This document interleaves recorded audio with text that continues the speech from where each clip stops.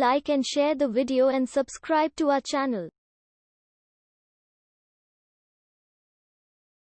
The Adventure of the Speckled Band by Arthur Conan Doyle. On glancing over my notes of the 70-odd cases in which I have during the last 8 years studied the methods of my friend Sherlock Holmes, I find many tragic, some comic, a large number merely strange, but none commonplace. For, working as he did rather for the love of his art than for the acquirement of wealth, he refused to associate himself with any investigation which did not tend towards the unusual, and even the fantastic.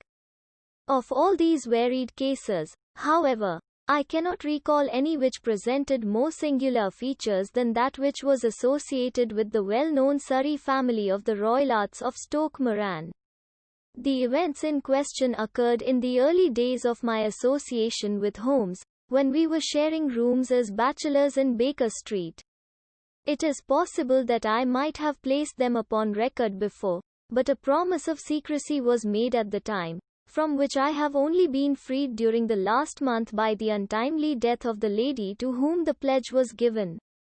It is perhaps as well that the facts should now come to light, for I have reasons to know that there are widespread rumors as to the death of Dr. Grimesby Roylott which tend to make the matter even more terrible than the truth. It was early in April in the year 83 that I woke one morning to find Sherlock Holmes standing, fully dressed, by the side of my bed. He was a late riser, as a rule, and as the clock on the mantelpiece showed me that it was only 7:15, I blinked up at him in some surprise, and perhaps just a little resentment, for I was myself regular in my habits. "Very sorry to knock you up, Watson," said he, "but it's the common lot this morning." "Mrs. Hudson has been knocked up," she retorted upon me, "and I on you." "What is it, then, a fire?"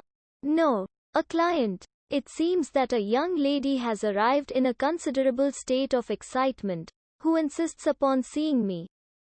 She is waiting now in the sitting room. Now, when young ladies wander about the metropolis at this hour of the morning, and knock sleepy people up out of their beds, I presume that it is something very pressing which they have to communicate.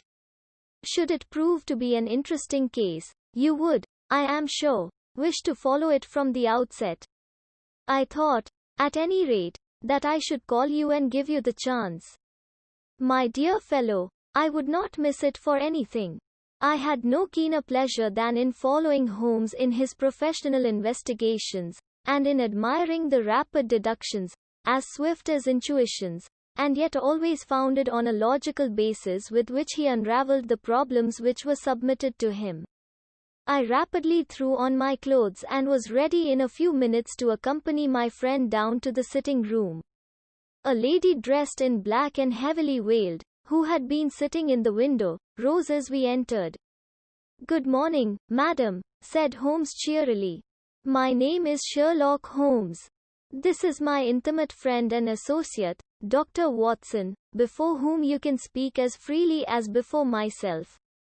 "Ha! I am glad to see that Mrs. Hudson has had the good sense to light the fire.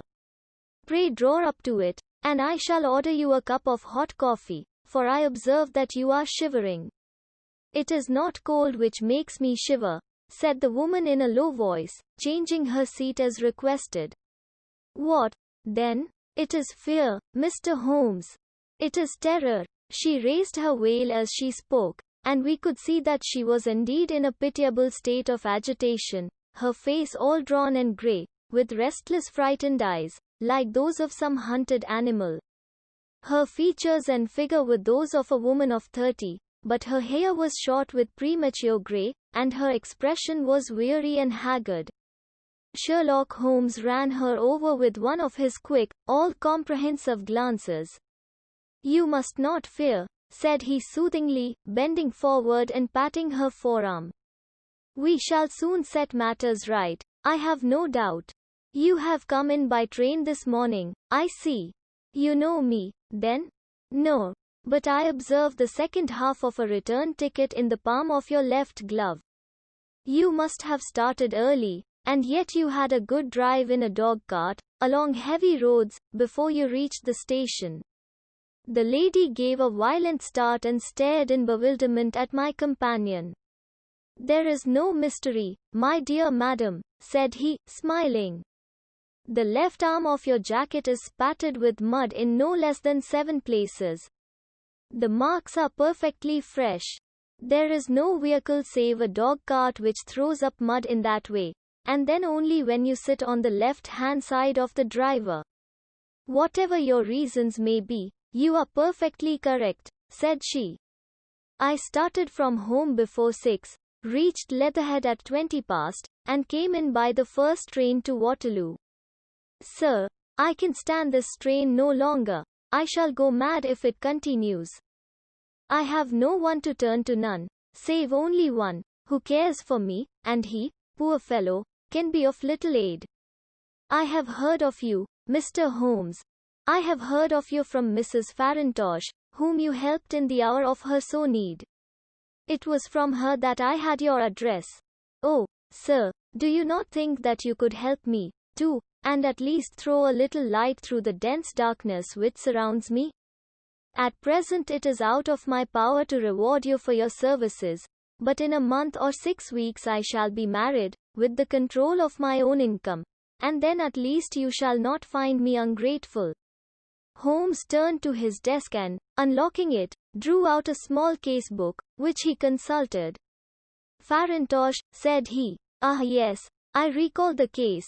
It was concerned with an opal tiara. I think it was before your time, Watson. I can only say, madam, that I shall be happy to devote the same care to your case as I did to that of your friend. As to reward, my profession is its own reward, but you are at liberty to defray whatever expenses I may be put to, at the time which suits you best. And now I beg that you will lay before us everything that may help us in forming an opinion upon the matter. Alas, replied our visitor, the very horror of my situation lies in the fact that my fears are so vague, and my suspicions depend so entirely upon small points, which might seem trivial to another, that even he to whom of all others I have a right to look for help and advice looks upon all that I tell him about it as the fancies of a nervous woman. He does not say so, but I can read it from his soothing answers and averted eyes. But I have heard, Mr. Holmes, that you can see deeply into the manifold wickedness of the human heart. You may advise me how to walk amid the dangers which encompass me. I am all attention, madam. My name is Helen Stoner, and I am living with my stepfather, who is the last survivor of one of the oldest Saxon families in England, the Roylotts of Stoke Moran, on the western border of Surrey. Holmes nodded his head. The name is familiar to me, said he. The family was at one time among the richest in England, and the estates extended over the borders into Berkshire in the north, and Hampshire in the west. In the last century, however, 4 successive heirs were of a dissolute and wasteful disposition, and the family ruin was eventually completed by a gambler in the days of the Regency.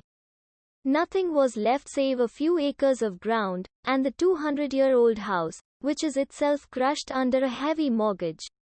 The last squire dragged out his existence there, living the horrible life of an aristocratic pauper. But his only son, my stepfather, seeing that he must adapt himself to the new conditions, obtained an advance from a relative, which enabled him to take a medical degree and went out to Calcutta, where, by his professional skill and his force of character, he established a large practice.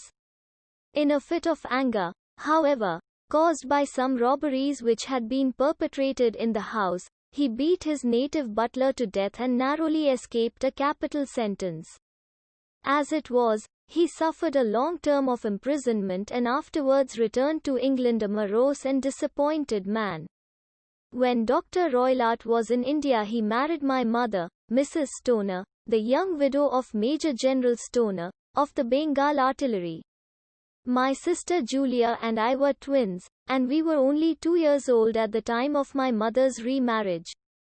She had a considerable sum of money, not less than £1,000 a year, and this she bequeathed to Dr. Roylott entirely while we resided with him, with a provision that a certain annual sum should be allowed to each of us in the event of our marriage. Shortly after our return to England, my mother died. She was killed 8 years ago in a railway accident near Crewe. Dr. Roylott then abandoned his attempts to establish himself in practice in London and took us to live with him in the old ancestral house at Stoke Moran. The money which my mother had left was enough for all our wants, and there seemed to be no obstacle to our happiness. But a terrible change came over our stepfather about this time. Instead of making friends and exchanging visits with our neighbours, who had at first been overjoyed to see a Roylott of Stoke Moran back in the old family seat, he shut himself up in his house and seldom came out save to indulge in ferocious quarrels with whoever might cross his path. Violence of temper approaching to mania has been hereditary in the men of the family, and in my stepfather's case it had, I believe, been intensified by his long residence in the tropics. A series of disgraceful brawls took place, 2 of which ended in the police court, until at last he became the terror of the village, and the folks would fly at his approach, for he is a man of immense strength, and absolutely uncontrollable in his anger. Last week he hurled the local blacksmith over a parapet into a stream, and it was only by paying over all the money which I could gather together that I was able to avert another public exposure. He had no friends at all save the wandering gypsies, and he would give these vagabonds leave to encamp upon the few acres of bramble-covered land which represent the family estate, and would accept in return the hospitality of their tents, wandering away with them sometimes for weeks on end. He has a passion also for Indian animals, which are sent over to him by a correspondent, and he has at this moment a cheetah and a baboon, which wander freely over his grounds and are feared by the villagers almost as much as their master. You can imagine from what I say that my poor sister Julia and I had no great pleasure in our lives. No servant would stay with us, and for a long time we did all the work of the house. She was but 30 at the time of her death, and yet her hair had already begun to whiten, even as mine has. Your sister is dead, then? She died just 2 years ago, and it is of her death that I wish to speak to you. You can understand that, living the life which I have described, we were little likely to see anyone of our own age and position. We had, however, an aunt, my mother's maiden sister, Miss Honoria Westphale, who lives near Harrow, and we were occasionally allowed to pay short visits at this lady's house. Julia went there at Christmas 2 years ago, and met there a half-pay major of Marines, to whom she became engaged. My stepfather learned of the engagement when my sister returned and offered no objection to the marriage, but within a fortnight of the day which had been fixed for the wedding, the terrible event occurred which has deprived me of my only companion. Sherlock Holmes had been leaning back in his chair with his eyes closed and his head sunk in a cushion, but he half opened his lids now and glanced across at his visitor. "Pray be precise as to details," said he. "It is easy for me to be so, for every event of that dreadful time is seared into my memory. The manor house is, as I have already said, very old, and only one wing is now inhabited. The bedrooms in this wing are on the ground floor, the sitting rooms being in the central block of the buildings. Of these bedrooms the first is Dr. Roylott's, the second my sister's, and the third my own. There is no communication between them, but they all open out into the same corridor. Do I make myself plain? Perfectly so. The windows of the 3 rooms open out upon the lawn.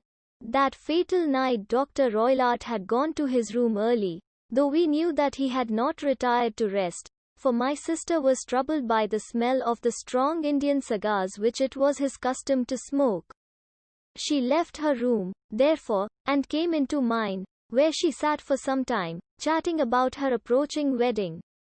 At 11 o'clock she rose to leave me, but she paused at the door and looked back. "Tell me, Helen," said she. Have you ever heard anyone whistle in the dead of the night? Never, said I. I suppose that you could not possibly whistle, yourself, in your sleep? Certainly not. But why? Because during the last few nights I have always, about 3 in the morning, heard a low, clear whistle. I am a light sleeper, and it has awakened me. I cannot tell where it came from, perhaps from the next room, perhaps from the lawn. I thought that I would just ask you whether you had heard it. No, I have not. It must be those wretched gypsies in the plantation. Very likely. And yet if it were on the lawn, I wonder that you did not hear it also. Ah, but I sleep more heavily than you. Well, it is of no great consequence, at any rate. She smiled back at me, closed my door, and a few moments later I heard her key turn in the lock. Indeed, said Holmes. Was it your custom always to lock yourselves in at night? Always. And why? I think that I mentioned to you that the doctor kept a cheetah and a baboon. We had no feeling of security unless our doors were locked. Quite so. Pray proceed with your statement. I could not sleep that night. A vague feeling of impending misfortune impressed me. My sister and I, you will recollect, were twins, and you know how subtle are the links which bind two souls which are so closely allied. It was a wild night. The wind was howling outside, and the rain was beating and splashing against the windows. Suddenly, amid all the hubbub of the gale, there burst forth the wild scream of a terrified woman. I knew that it was my sister's voice. I sprang from my bed, wrapped a shawl round me, and rushed into the corridor. As I opened my door I seemed to hear a low whistle, such as my sister described, and a few moments later a clanging sound, as if a mass of metal had fallen. As I ran down the passage, my sister's door was unlocked, and revolved slowly upon its hinges. I stared at it horror-stricken, not knowing what was about to issue from it. By the light of the corridor lamp I saw my sister appear at the opening, her face blanched with terror, her hands groping for help, her whole figure swaying to and fro like that of a drunkard. I ran to her and threw my arms round her, but at that moment her knees seemed to give way and she fell to the ground. She writhed as one who is in terrible pain, and her limbs were dreadfully convulsed. At first I thought that she had not recognized me, but as I bent over her she suddenly shrieked out in a voice which I shall never forget, "Oh, my God! Helen!" It was the band. The speckled band. There was something else which she would fain have said, and she stabbed with her finger into the air in the direction of the doctor's room, but a fresh convulsion seized her and choked her words. I rushed out, calling loudly for my stepfather, and I met him hastening from his room in his dressing gown. When he reached my sister's side she was unconscious, and though he poured brandy down her throat and sent for medical aid from the village, all efforts were in vain, for she slowly sank and died without having recovered her consciousness. Such was the dreadful end of my beloved sister. One moment, said Holmes. Are you sure about this whistle and metallic sound? Could you swear to it? That was what the county coroner asked me at the inquiry. It is my strong impression that I heard it, and yet, among the crash of the gale and the creaking of an old house, I may possibly have been deceived. Was your sister dressed? No, she was in her night dress. In her right hand was found the charred stump of a match, and in her left a matchbox, showing that she had struck a light and looked about her when the alarm took place. That is important. And what conclusions did the coroner come to?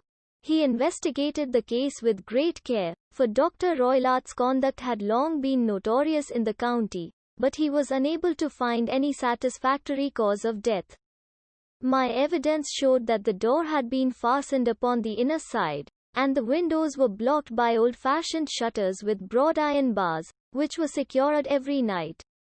The walls were carefully sounded, and were shown to be quite solid all round, and the flooring was also thoroughly examined, with the same result. The chimney is wide, but is barred up by 4 large staples. It is certain, therefore, that my sister was quite alone when she met her end. Besides, there were no marks of any violence upon her. How about poison? The doctors examined her for it, but without success. What do you think that this unfortunate lady died of, then? It is my belief that she died of pure fear and nervous shock, though what it was that frightened her I cannot imagine. Were there gypsies in the plantation at the time? Yes, there are nearly always some there. Ah, and what did you gather from this allusion to a band, a speckled band?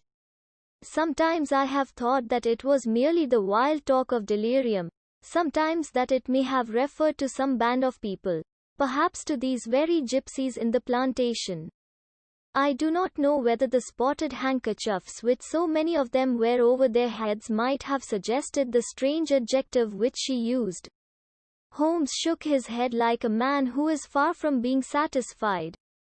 These are very deep waters, said he. Pray go on with your narrative.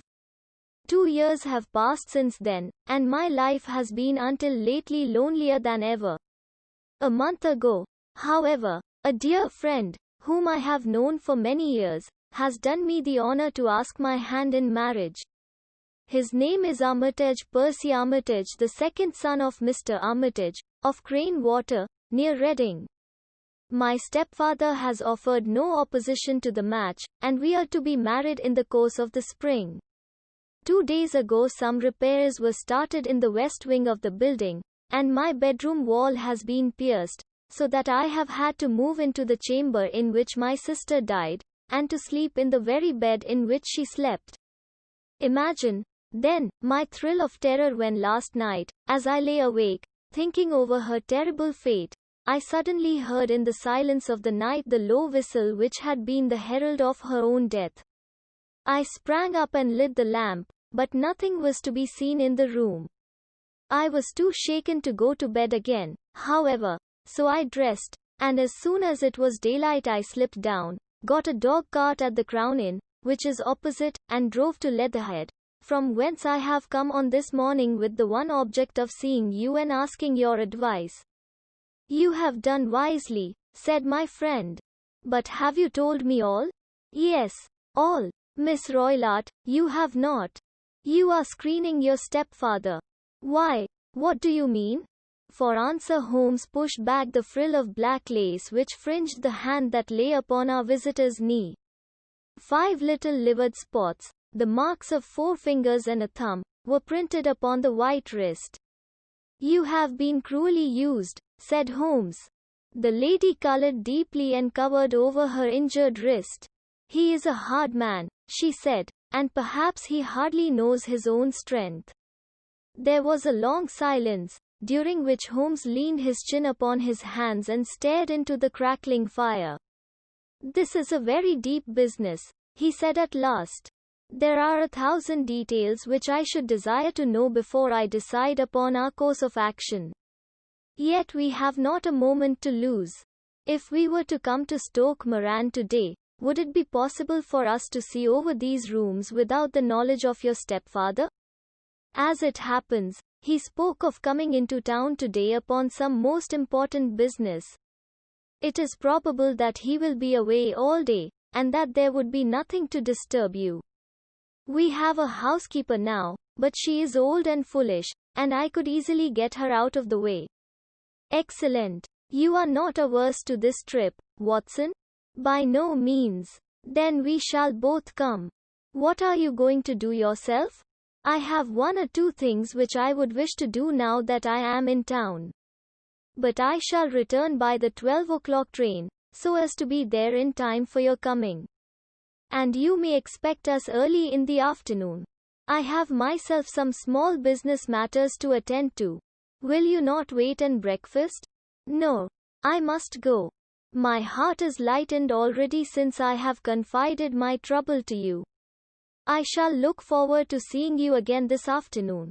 She dropped her thick black veil over her face and glided from the room. And what do you think of it all, Watson? Asked Sherlock Holmes, leaning back in his chair. It seems to me to be a most dark and sinister business. Dark enough and sinister enough. Yet if the lady is correct in saying that the flooring and walls are sound, and that the door, window, and chimney are impassable, then her sister must have been undoubtedly alone when she met her mysterious end. What becomes, then, of these nocturnal whistles, and what of the very peculiar words of the dying woman? I cannot think. When you combine the ideas of whistles at night, the presence of a band of gypsies who are on intimate terms with this old doctor, the fact that we have every reason to believe that the doctor has an interest in preventing his stepdaughter's marriage, the dying allusion to a band, and, finally, the fact that Miss Helen Stoner heard a metallic clang, which might have been caused by one of those metal bars that secured the shutters falling back into its place, I think that there is good ground to think that the mystery may be cleared along those lines. But what, then, did the gypsies do? I cannot imagine. I see many objections to any such theory. And so do I. It is precisely for that reason that we are going to Stoke Moran this day. I want to see whether the objections are fatal, or if they may be explained away. But what in the name of the devil? The ejaculation had been drawn from my companion by the fact that our door had been suddenly dashed open, and that a huge man had framed himself in the aperture. His costume was a peculiar mixture of the professional and of the agricultural, having a black top hat, a long frock coat, and a pair of high gaiters, with a hunting crop swinging in his hand.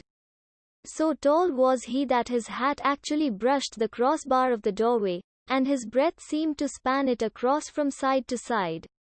A large face, seared with 1,000 wrinkles, burned yellow with the sun, and marked with every evil passion, was turned from one to the other of us, while his deep-set, bile-shot eyes, and his high, thin, fleshless nose, gave him somewhat the resemblance to a fierce old bird of prey.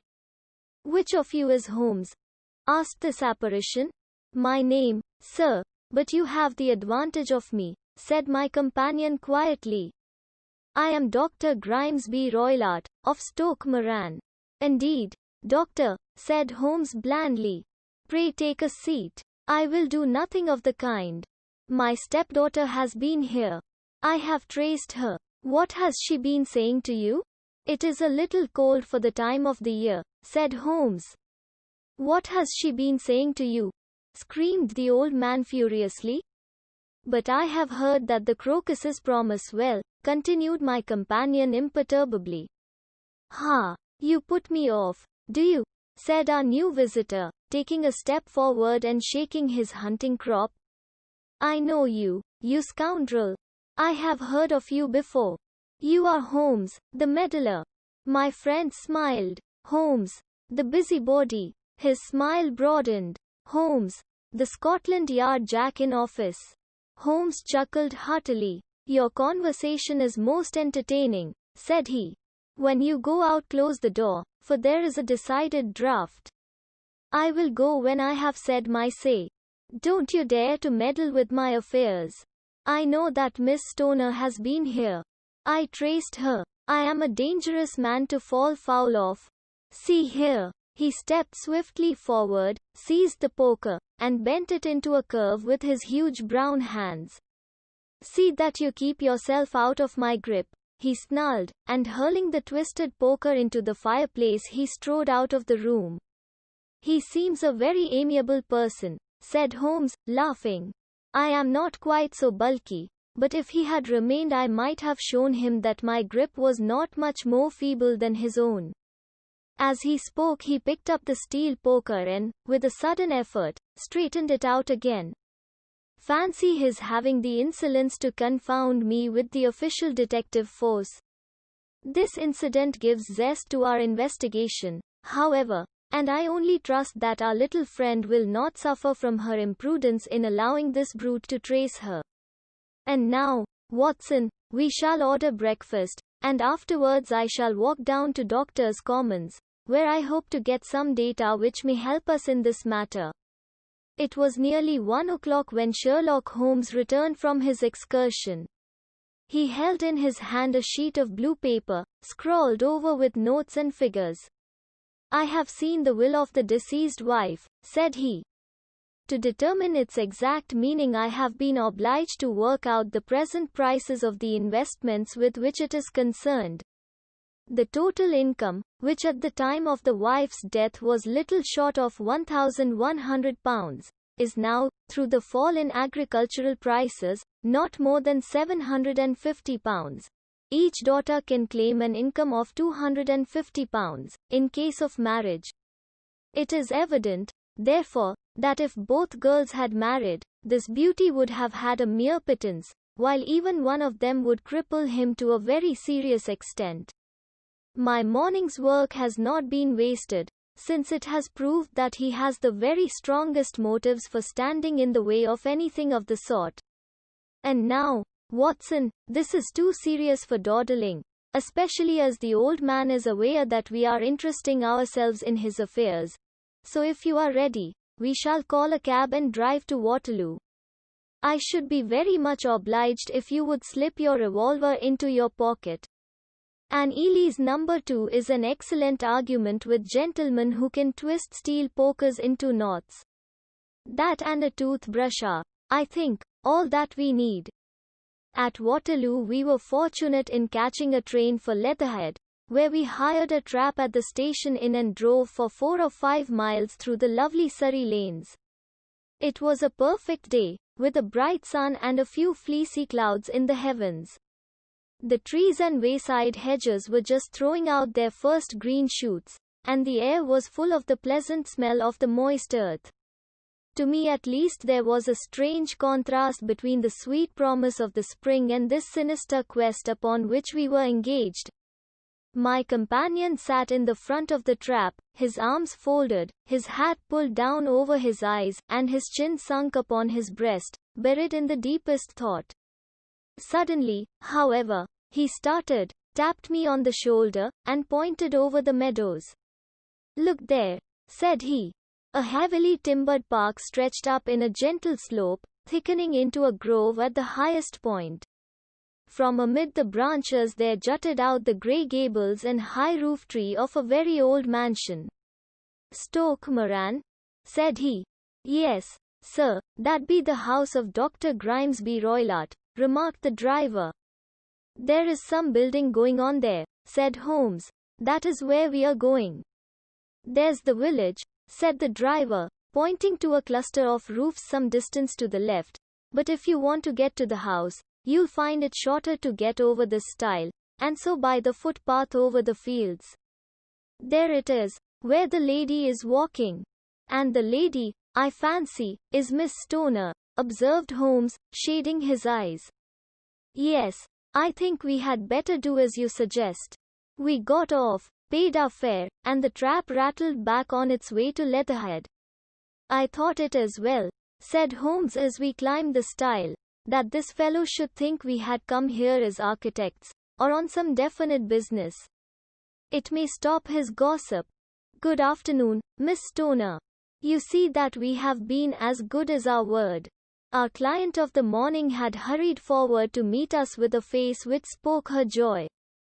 "I have been waiting so eagerly for you," she cried, shaking hands with us warmly. "All has turned out splendidly. Dr. Roylott has gone to town, and it is unlikely that he will be back before evening." "We have had the pleasure of making the doctor's acquaintance," said Holmes, and in a few words he sketched out what had occurred. Miss Stoner turned white to the lips as she listened. "Good heavens!" she cried. "He has followed me, then.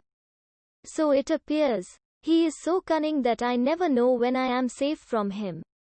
What will he say when he returns?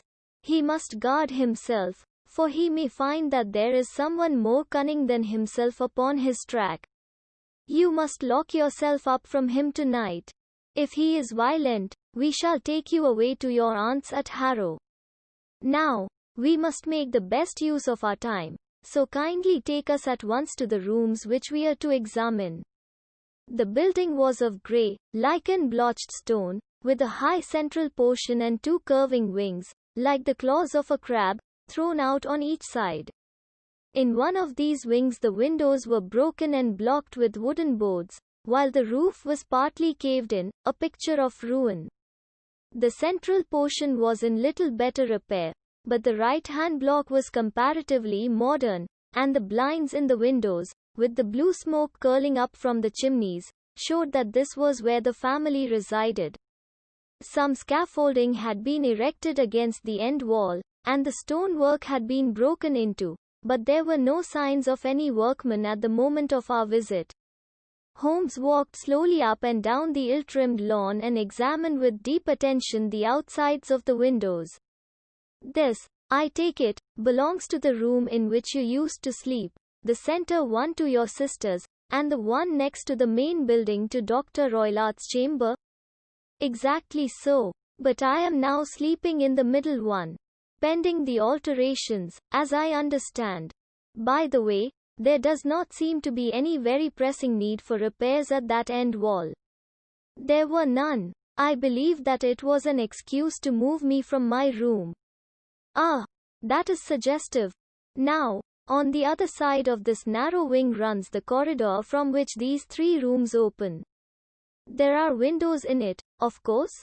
Yes, but very small ones. Too narrow for anyone to pass through. As you both locked your doors at night, your rooms were unapproachable from that side. Now, would you have the kindness to go into your room and bar your shutters? Miss Stoner did so, and Holmes, after a careful examination through the open window, endeavored in every way to force the shutter open, but without success.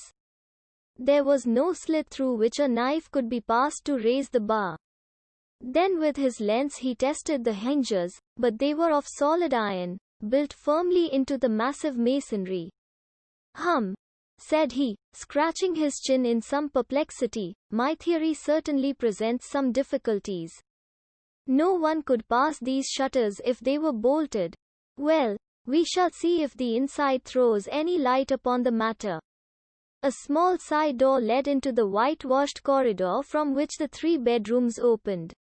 Holmes refused to examine the 3rd chamber, so we passed at once to the 2nd, that in which Miss Stoner was now sleeping, and in which her sister had met with her fate. It was a homely little room, with a low ceiling and a gaping fireplace, after the fashion of old country houses. A brown chest of drawers stood in one corner, a narrow white counterpane bed in another, and a dressing table on the left-hand side of the window. These articles, with 2 small wickerwork chairs, made up all the furniture in the room save for a square of Wilton carpet in the center.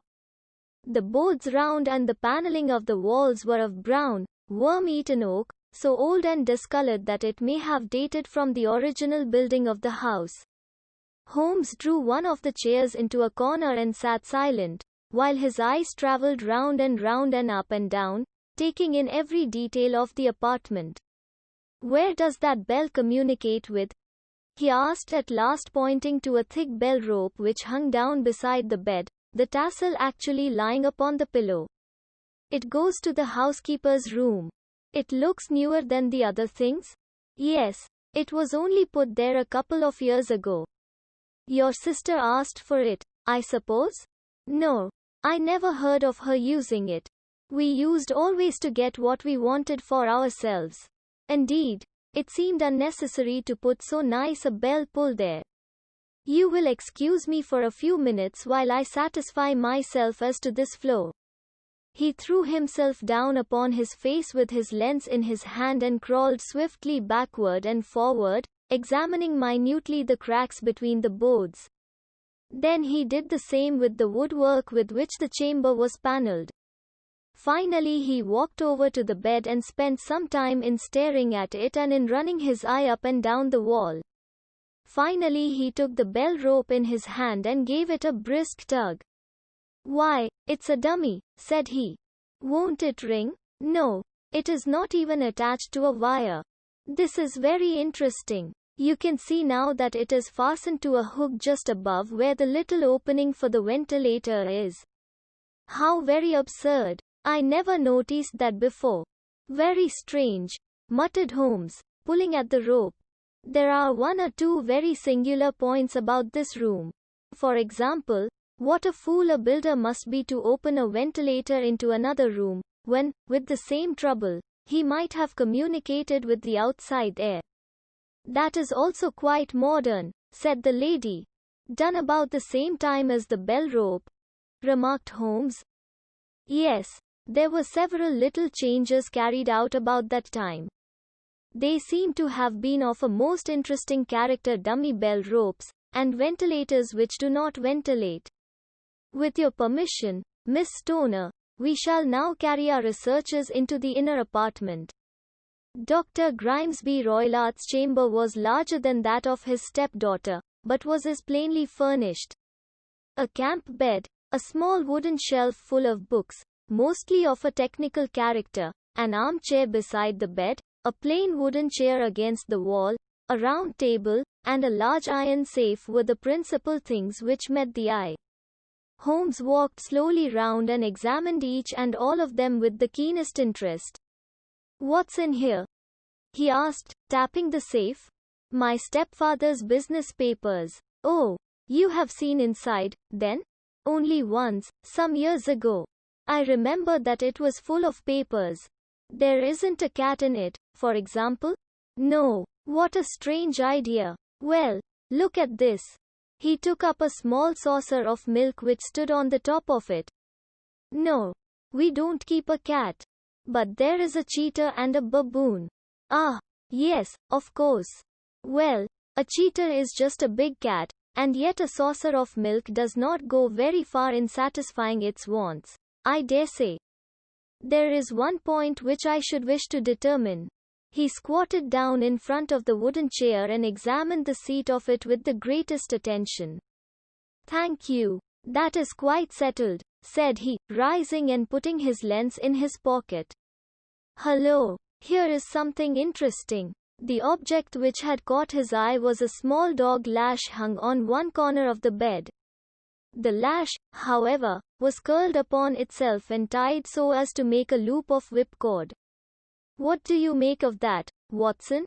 It's a common enough lash. But I don't know why it should be tied. That is not quite so common, is it?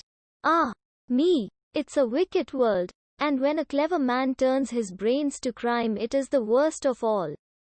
I think that I have seen enough now, Miss Stoner, and with your permission we shall walk out upon the lawn. I had never seen my friend's face so grim or his brow so dark as it was when we turned from the scene of this investigation.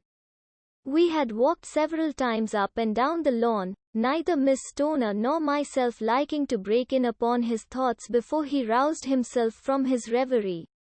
It is very essential, Miss Stoner, said he, that you should absolutely follow my advice in every respect. I shall most certainly do so. The matter is too serious for any hesitation. Your life may depend upon your compliance. I assure you that I am in your hands. In the first place, both my friend and I must spend the night in your room. Both Miss Stoner and I gazed at him in astonishment. Yes, it must be so. Let me explain. I believe that is the village inn over there? Yes, that is the Crown. Very good. Your windows would be visible from there? Certainly. You must confine yourself to your room, on pretense of a headache, when your stepfather comes back. Then when you hear him retire for the night, you must open the shutters of your window, undo the hasp, put your lamp there as a signal to us, and then withdraw quietly with everything which you are likely to want into the room which you used to occupy. I have no doubt that, in spite of the repairs, you could manage there for one night. Oh, yes, easily. The rest you will leave in our hands. But what will you do? We shall spend the night in your room, and we shall investigate the cause of this noise which has disturbed you. I believe, Mr. Holmes, that you have already made up your mind, said Miss Stoner, laying her hand upon my companion's sleeve. Perhaps I have. Then, for pity's sake, tell me what was the cause of my sister's death. I should prefer to have clearer proofs before I speak. You can at least tell me whether my own thought is correct, and if she died from some sudden fright. No, I do not think so. I think that there was probably some more tangible cause. And now, Miss Stoner, we must leave you, for if Dr. Roylott returned and saw us, our journey would be in vain. Goodbye, and be brave, for if you will do what I have told you, you may rest assured that we shall soon drive away the dangers that threaten you. Sherlock Holmes and I had no difficulty in engaging a bedroom and sitting room at the Crown Inn. They were on the upper floor, and from our window we could command a view of the avenue gate, and of the inhabited wing of Stoke Moran Manor House. At dusk we saw Dr. Grimesby Roylott drive past, his huge form looming up beside the little figure of the lad who drove him. The boy had some slight difficulty in undoing the heavy iron gates, and we heard the hoarse roar of the doctor's voice and saw the fury with which he shook his clenched fists at him. The trap drove on, and a few minutes later we saw a sudden light spring up among the trees as the lamp was lit in one of the sitting rooms. "Do you know, Watson," said Holmes as we sat together in the gathering darkness, "I have really some scruples as to taking you tonight. There is a distinct element of danger. Can I be of assistance? Your presence might be invaluable. Then I shall certainly come. It is very kind of you. You speak of danger. You have evidently seen more in these rooms than was visible to me." "No, but I fancy that I may have deduced a little more." "I imagine that you saw all that I did." "I saw nothing remarkable save the bell rope, and what purpose that could answer I confess is more than I can imagine." "You saw the ventilator, too?" "Yes. But I do not think that it is such a very unusual thing to have a small opening between two rooms. It was so small that a rat could hardly pass through. I knew that we should find a ventilator before ever we came to Stoke Moran." "My dear Holmes." "Oh, yes, I did. You remember in her statement she said that her sister could smell Dr. Roylott's cigar. Now, of course that suggested at once that there must be a communication between the two rooms. It could only be a small one, or it would have been remarked upon at the coroner's inquiry. I deduced a ventilator, but what harm can there be in that? Well, there is at least a curious coincidence of dates. A ventilator is made, a cord is hung, and a lady who sleeps in the bed dies. Does not that strike you? I cannot as yet see any connection. Did you observe anything very peculiar about that bed?" "No. It was clamped to the floor." "Did you ever see a bed fastened like that before?" "I cannot say that I have." "The lady could not move her bed. It must always be in the same relative position to the ventilator and to the rope, or so we may call it, since it was clearly never meant for a bell pull." "Holmes," I cried, "I seem to see dimly what you are hinting at. We are only just in time to prevent some subtle and horrible crime." "Subtle enough and horrible enough. When a doctor does go wrong he is the first of criminals. He has nerve and he has knowledge. Palmer and Pritchard were among the heads of their profession. This man strikes even deeper, but I think, Watson, that we shall be able to strike deeper still. But we shall have horrors enough before the night is over. For goodness sake, let us have a quiet pipe and turn our minds for a few hours to something more cheerful." About 9 o'clock the light among the trees was extinguished, and all was dark in the direction of the manor house. 2 hours passed slowly away, and then, suddenly, just at the stroke of 11, a single bright light shone out right in front of us. "That is our signal," said Holmes, springing to his feet. "It comes from the middle window." As we passed out he exchanged a few words with the landlord, explaining that we were going on a late visit to an acquaintance, and that it was possible that we might spend the night there. A moment later we were out on the dark road, a chill wind blowing in our faces, and one yellow light twinkling in front of us through the gloom to guide us on our somber errand. There was little difficulty in entering the grounds, for unrepaired breaches gaped in the old park wall. Making our way among the trees, we reached the lawn, crossed it, and were about to enter through the window when out from a clump of laurel bushes there darted what seemed to be a hideous and distorted child, who threw itself upon the grass with writhing limbs and then ran swiftly across the lawn into the darkness. "My God," I whispered, "did you see it?" Holmes was for the moment as startled as I. His hand closed like a vice upon my wrist in his agitation. Then he broke into a low laugh and put his lips to my ear. "It is a nice household," he murmured. "That is the baboon." I had forgotten the strange pets which the doctor affected. There was a cheetah, too. Perhaps we might find it upon our shoulders at any moment. I confess that I felt easier in my mind when, after following Holmes' example and slipping off my shoes, I found myself inside the bedroom. My companion noiselessly closed the shutters, moved the lamp onto the table, and cast his eyes round the room. All was as we had seen it in the daytime. Then creeping up to me and making a trumpet of his hand, he whispered into my ear again so gently that it was all that I could do to distinguish the words. The least sound would be fatal to our plans. I nodded to show that I had heard. "We must sit without light. He would see it through the ventilator." I nodded again. "Do not go asleep. Your very life may depend upon it. Have your pistol ready in case we should need it. I will sit on the side of the bed, and you in that chair." I took out my revolver and laid it on the corner of the table. Holmes had brought up a long thin cane, and this he placed upon the bed beside him. By it he laid the box of matches in the stump of a candle. Then he turned down the lamp, and we were left in darkness. How shall I ever forget that dreadful vigil? I could not hear a sound, not even the drawing of a breath, and yet I knew that my companion sat open-eyed, within a few feet of me, in the same state of nervous tension in which I was myself. The shutters cut off the least ray of light, and we waited in absolute darkness. From outside came the occasional cry of a night bird, and once at our very window a long-drawn cat-like whine, which told us that the cheetah was indeed at liberty. Far away we could hear the deep tones of the parish clock, which boomed out every quarter of an hour. How long they seemed, those quarters! 12 struck, and 1 and 2 and 3, and still we sat waiting silently for whatever might befall.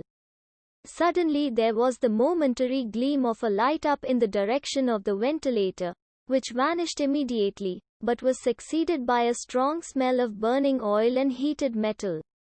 Someone in the next room had lit a dark lantern. I heard a gentle sound of movement, and then all was silent once more, though the smell grew stronger. For half an hour I sat with straining ears. Then suddenly another sound became audible, a very gentle, soothing sound, like that of a small jet of steam escaping continually from a kettle. The instant that we heard it, Holmes sprang from the bed, struck a match, and lashed furiously with his cane at the bell pull. "You see it, Watson?" he yelled. "You see it?" But I saw nothing. At the moment when Holmes struck the light I heard a low, clear whistle, but the sudden glare flashing into my weary eyes made it impossible for me to tell what it was at which my friend lashed so savagely. I could, however, see that his face was deadly pale and filled with horror and loathing. He had ceased to strike and was gazing up at the ventilator when suddenly there broke from the silence of the night the most horrible cry to which I have ever listened. It swelled up louder and louder, a hoarse yell of pain and fear and anger all mingled in the one dreadful shriek. They say that away down in the village, and even in the distant parsonage, that cry raised the sleepers from their beds. It struck cold to our hearts, and I stood gazing at Holmes, and he at me, until the last echoes of it had died away into the silence from which it rose. "What can it mean?" I gasped. "It means that it is all over," Holmes answered. "And perhaps, after all, it is for the best. Take your pistol, and we will enter Dr. Roylart's room." With a grave face he lit the lamp and led the way down the corridor. Twice he struck at the chamber door without any reply from within. Then he turned the handle and entered, I at his heels, with the cocked pistol in my hand. It was a singular sight which met our eyes.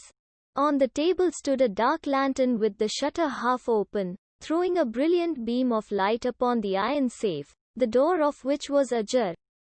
Beside this table, on the wooden chair, sat Dr. Grimesby Roylott clad in a long grey dressing gown, his bare ankles protruding beneath, and his feet thrust into red heelless Turkish slippers.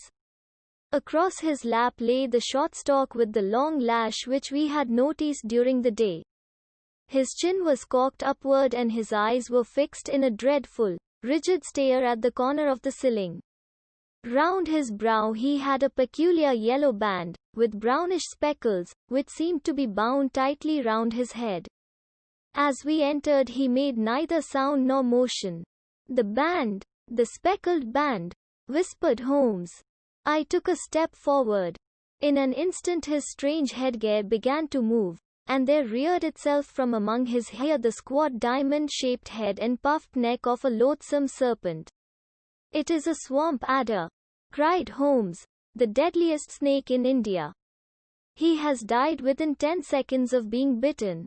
Violence does, in truth, recoil upon the violent, and the schemer falls into the pit which he digs for another. Let us thrust this creature back into its den, and we can then remove Miss Stoner to some place of shelter and let the county police know what has happened. As he spoke he drew the dog whip swiftly from the dead man's lap, and throwing the noose round the reptile's neck he drew it from its horrid perch and, carrying it at arm's length, threw it into the iron safe, which he closed upon it. Such are the true facts of the death of Dr. Grimesby Roylott, of Stoke Moran. It is not necessary that I should prolong a narrative which has already run to too great a length by telling how we broke the sad news to the terrified girl, how we conveyed her by the morning train to the care of her good aunt at Harrow, of how the slow process of official inquiry came to the conclusion that the doctor met his fate while indiscreetly playing with a dangerous pet. The little which I had yet to learn of the case was told me by Sherlock Holmes as we travelled back next day. I had, said he, come to an entirely erroneous conclusion which shows, my dear Watson, how dangerous it always is to reason from insufficient data. The presence of the gypsies, and the use of the word band, which was used by the poor girl, no doubt, to explain the appearance which she had caught a hurried glimpse of by the light of her match, was sufficient to put me upon an entirely wrong scent. I can only claim the merit that I instantly reconsidered my position when, however, it became clear to me that whatever danger threatened an occupant of the room could not come either from the window or the door. My attention was speedily drawn, as I have already remarked to you, to this ventilator, and to the bell rope which hung down to the bed. The discovery that this was a dummy, and that the bed was clamped to the floor, instantly gave rise to the suspicion that the rope was there as a bridge for something passing through the hole and coming to the bed. The idea of a snake instantly occurred to me, and when I coupled it with my knowledge that the doctor was furnished with a supply of creatures from India, I felt that I was probably on the right track. The idea of using a form of poison which could not possibly be discovered by any chemical test was just such a one as would occur to a clever and ruthless man who had had an Eastern training. The rapidity with which such a poison would take effect would also, from his point of view, be an advantage. It would be a sharp-eyed coroner, indeed, who could distinguish the two little dark punctures which would show where the poison fangs had done their work. Then I thought of the whistle. Of course he must recall the snake before the morning light revealed it to the victim. He had trained it, probably by the use of the milk which we saw, to return to him when summoned. He would put it through this ventilator at the hour that he thought best, with the certainty that it would crawl down the rope and land on the bed. It might or might not bite the occupant. Perhaps she might escape every night for a week, but sooner or later she must fall a victim. I had come to these conclusions before ever I had entered his room. An inspection of his chair showed me that he had been in the habit of standing on it, which of course would be necessary in order that he should reach the ventilator. The sight of the safe, the saucer of milk, and the loop of whip whipcord were enough to finally dispel any doubts which may have remained. The metallic clang heard by Miss Stoner was obviously caused by her stepfather hastily closing the door of his safe upon its terrible occupant. Having once made up my mind, you know the steps which I took in order to put the matter to the proof. I heard the creature hiss, as I have no doubt that you did also, and I instantly lit the light and attacked it, with the result of driving it through the ventilator, and also with the result of causing it to turn upon its master at the other side. Some of the blows of my cane came home and roused its snakish temper, so that it flew upon the first person it saw. In this way I am no doubt indirectly responsible for Dr. Grimesby Roylart's death, and I cannot say that it is likely to weigh very heavily upon my conscience.